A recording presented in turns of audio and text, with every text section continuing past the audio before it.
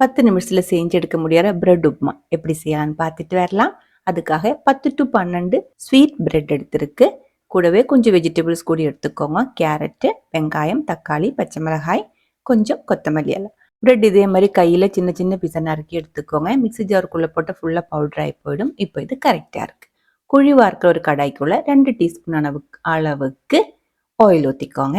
அதுக்கப்புறம் 1/2 டீஸ்பூன் அளவுக்கு கடுகு, 1 டீஸ்பூன் அளவுக்கு உளுந்தம்பருப்பு கூடி சேர்த்து நல்லா பொரிச்சதுக்கு அப்புறம் நம்ம வெஜிடபிள்ஸ் ஒன்று ஒன்றா சேர்த்துக்கலாம். ஒரு மீடியம் சைஸ் தக்காளி சின்ன பீஸ் இதே மாதிரி நறுக்கி சேர்த்துக்கோங்க. காரத்துக்கு தகுந்த மாதிரி பச்சை மிளகாய் ரவுண்டாக சின்ன பீஸை கட் பண்ணி சேர்த்து நல்லா வதக்கிடலாம். மீடியம் ஃப்ளேமில் தான் நான் வதக்கிட்டு இருக்கு. கொஞ்சம் உப்பு கூடி சேர்த்துருக்கு. உப்பு கொஞ்சம் கம்மியாக சேர்த்தா போதும். அதுக்கப்புறம் நல்லா வதக்கிக்கோங்க. வெங்காயம் கொஞ்சம் வதங்கி கொஞ்சம் சாஃப்டாக வந்ததுக்கப்புறம் நம்ம இதுக்குள்ளே தக்காளி ரொம்ப சின்ன பீஸாக நறுக்கி சேர்த்துக்கலாம். கொத்தமல்லி இலையும் நறுக்கி சேர்த்துருக்கு. கேரட் வந்துட்டு துருவி தான் சேர்க்கறது. நறுக்கி சேர்க்கறதோட துருவி சேர்க்கறது தான் நல்லாயிருக்கும். அதுக்கப்புறம் எல்லாமே சேர்த்து மீடியம் ஃப்ளேமில் நல்ல ஒரு டைம் வதக்கிக்கோங்க. ஃபுல்லாக வெந்து குழஞ்சி போகக்கூடாது.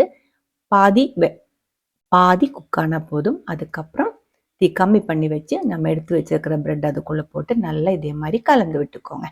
பிரெட் நல்லா கலந்ததுக்கு அப்புறம் கொஞ்சம் அமங்கிடும், கொஞ்சம் நனைஞ்சிடும். உடனே தீ ஆஃப் பண்ணிக்கோங்க. அவ்வளவுதான். பிரெட் அதிகமாக வேக வச்சு சூடு பண்ணக்கூடாது. நல்லா மிக்ஸ் ஆனதுக்கப்புறம் ஆஃப் பண்ணி பிளேட்டில் மாற்றிருக்கு. ரொம்ப டேஸ்டியாக இருக்கிற ரொம்ப ஈஸியாக செஞ்செடுக்க முடியற பிரெட் உப்புமா ரெடியாக இருக்குது.